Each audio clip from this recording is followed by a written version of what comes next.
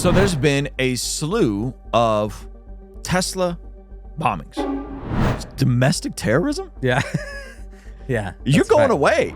There are legitimate concerns about how aggressive they're doing some of the Doge stuff. Ruslan.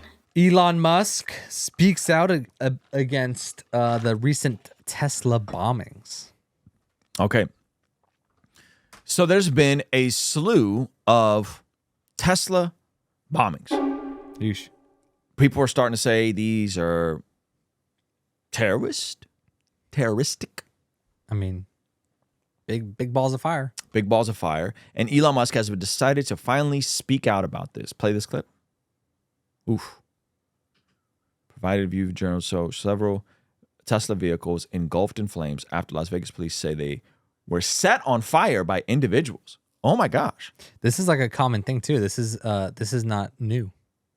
This has been kind of going around the states. Well, I know there's been a thing about folks who will have their Teslas keyed and like weird people that just don't like owners of Tesla. Yeah. But this has now become like politicized. Like that used to be more like, oh, you can afford a nice car and I hate you because you're successful and you can have this nice car. I'm going to key your car. This is some straight next level brain rot. Yep. So now, I mean, it's like Antifa vibes now.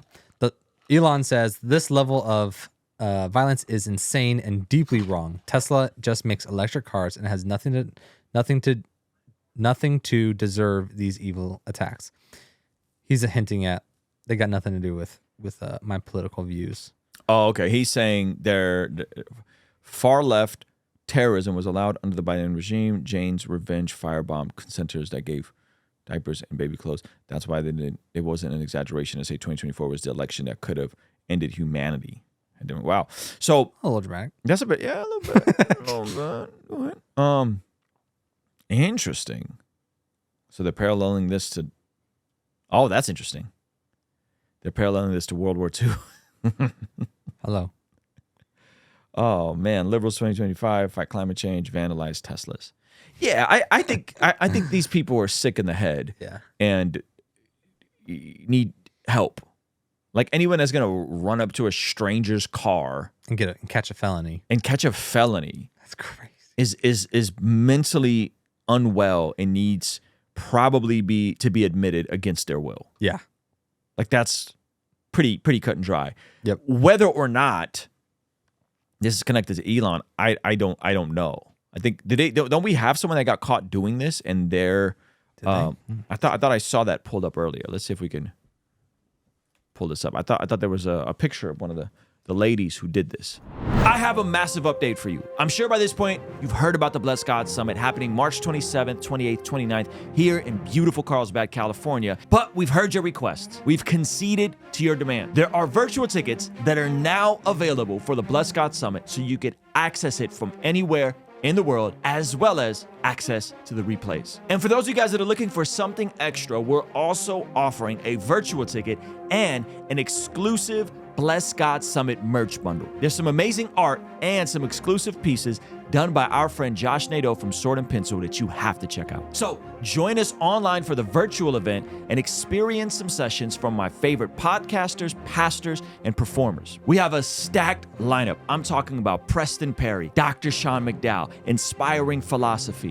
What do you mean? Lila Rose, Alan Parr, and his wife Jen Parr. We even have Nate Sala from Wise Disciple, Gavin Ortland, David Wood, Avery from God Logic Apologetics. And on the pastoral side, we have my friend Daniel Golding, Pastor Ed Newton from CBC in San Antonio, and my personal pastor from Rhythm Church, Pastor Jeff Moores and his wife Erin Moores. You won't want to miss out from amazing performances from America's Got Talent winner Dustin Savella, Billboard charting hip-hop artist John Keith, and Miles Minnick. And we're still finalizing a few more speakers. So head over to blessgod.shop, get your virtual ticket now, and you can get yourself a bundle with some of the exclusive merch as well. I'll see you over there, all right? Peace. The Attorney General is calling it a domestic terrorism. Yep. That's pretty intense, right?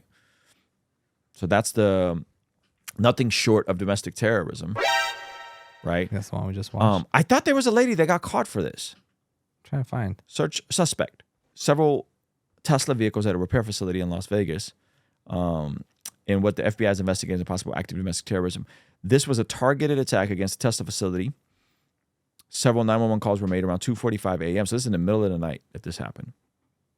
Officers discovered several vehicles on fire, as well as the word resist spray painted on the front doors of the business. Police departments across the United States have been investigating a wave of attacks on showrooms, charging stations, and vehicles belonging to Tesla, whose CEO, Elon Musk, has taken a controversial federal cost-cutting role in the so-called Department of Government Efficiency.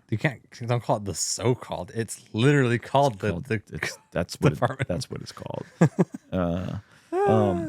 In a separate incident, 24-year-old Daniel Clark Pounder was arrested on criminal charges related to an arson at a North Charleston, South Carolina Tesla charging station, according to the Justice Department. Witnesses reported seeing a man who spray painted an expletive against Trump, "Long live Ukraine," in red paint in the parking lot, the agency said. The man then pulled out 5 incendiary explosive devices, commonly known as Molotov cocktails, and threw them at the Tesla chargers, damaging the chargers. The agency said in a news release, the swarm of violent attacks on Tesla property is nothing short of domestic terrorism. Wow. That's crazy. So, wow.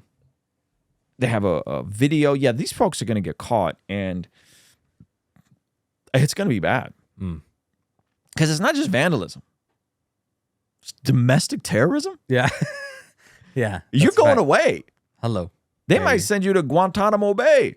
Oh, you're going away. They might send you to Guantanamo Bay. They're going, what is that called? Waterboard you. Nah, I'm joking. Don't do that to people. Depends on the people. Such a bad look for anyone with legitimate complaints against the administration, as usual with these idiots. That's the, the issue is there are legitimate concerns about how aggressive they're doing some of the Doge stuff. Right? And so if you have legitimate concerns, harder. No. Some of that stuff is overkill. He cut stuff and had to change it right away when he was like, "Oh no, we don't want to cut malaria research." At least they did it.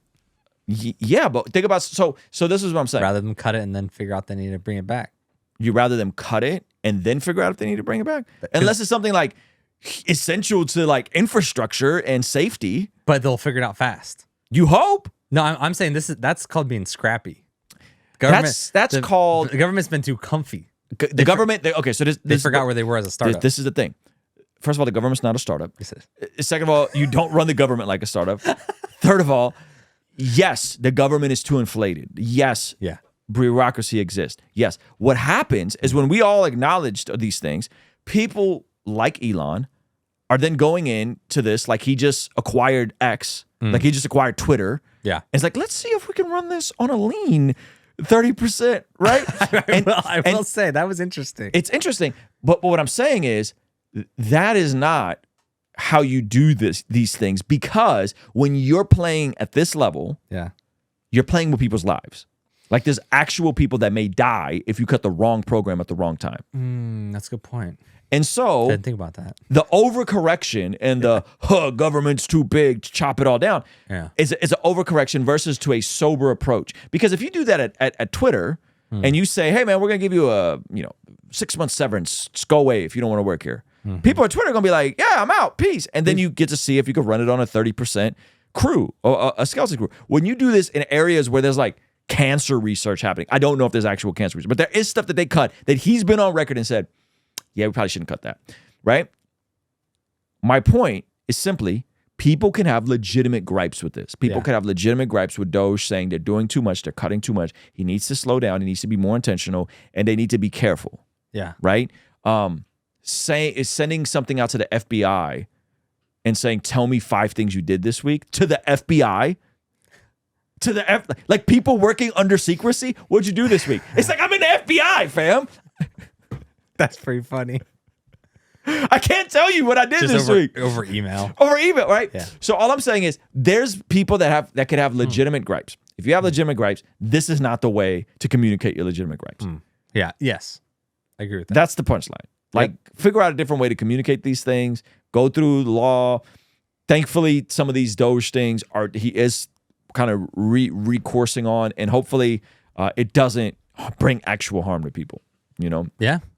That's a good point. Hey, thank you so much for checking out the video. Please be sure to comment below and subscribe and all that good stuff. And check out this other video that YouTube seems to be recommending just for you. Let me know if they nailed it. All right, I'll see you over there. Peace.